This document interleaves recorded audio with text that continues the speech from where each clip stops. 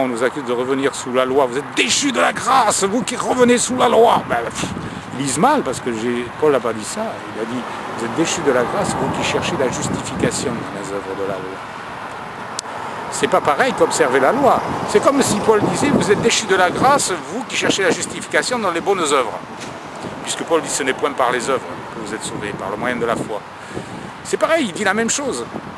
Alors, ça voudrait dire, s'il dit vous êtes déchus de la grâce, vous qui cherchez la justification par les œuvres, ça veut dire qu'il ne faut plus faire d'œuvres. Quand on est sauvé, on vit comme le diable. C'est ça que ça veut dire. Hein? Vous faites ce que vous voulez, vous êtes sauvés par grâce. C'est pas la grâce, ça. Ça, c'est le péché, ça, c'est la dissolution. Il y en a qui font ça, qui changent la grâce de Dieu en dissolution.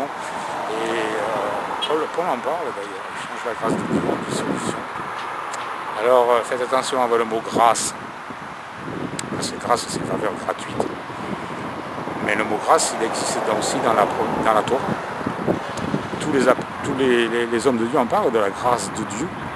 Ils sont tous sauvés par grâce, hein, parce que personne n'a jamais été sauvé par la loi. Jamais. Moïse n'a pas été sauvé par la loi, il a été sauvé par grâce. Autrement il serait perdu. Hein. David il parle sans arrêt de la grâce de Dieu. Tous les hommes de Dieu ont été sauvés par grâce. Alors, quand on dit que la grâce est nouvelle, on est sous la période de la grâce. Mais elle a toujours existé, la période de la grâce. Vous croyez que Noé il a été sauvé par la loi? Il a été sauvé par grâce, Noé. La grâce, c'est pas nouveau. Ça date du moment où l'homme a péché. L'homme a été sauvé par grâce, toujours, par le sacrifice de Yeshua qui allait venir. Ils ont tous été sauvés de la même manière. Eux, ils ont été sauvés par Jésus qui allait venir. Nous, on est sauvés par Jésus qui est venu. Mais on est sauvés de la même manière. Arrêtez de dire qu'on est sous la période de la grâce, c'est pas vrai. On y a toujours été sous la période de la grâce. Et les commandements de Dieu n'ont pas changé. Hein. C'est toujours tu aimeras ton prochain comme toi-même, c'était dans la loi. C'est toujours tu honoreras ton père et ta mère, c'est toujours dans la loi, c'est aussi sous la grâce. Et puis les 10 commandements, les apôtres les rappellent. Alors je répète toujours la même chose parce que bon.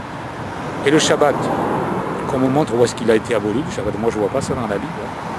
Parce que Dieu en parle aussi comme quelque chose dans l'avenir du Shabbat. S'il avait été aboli, pourquoi il en parlerait pour quelque chose dans l'avenir? Ceux qui observeront mes Shabbats dans les prophéties qui concernent la fin des temps. Le Shabbat n'a pas été aboli, jamais. C'est l'Église catholique qui a aboli le Shabbat et nous, les évangéliques, ont récupéré ce que les catholiques ont fait.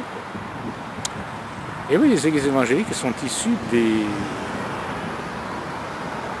l'Église catholique.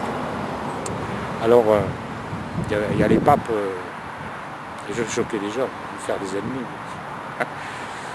Mais bon, les évangéliques ont fait la même chose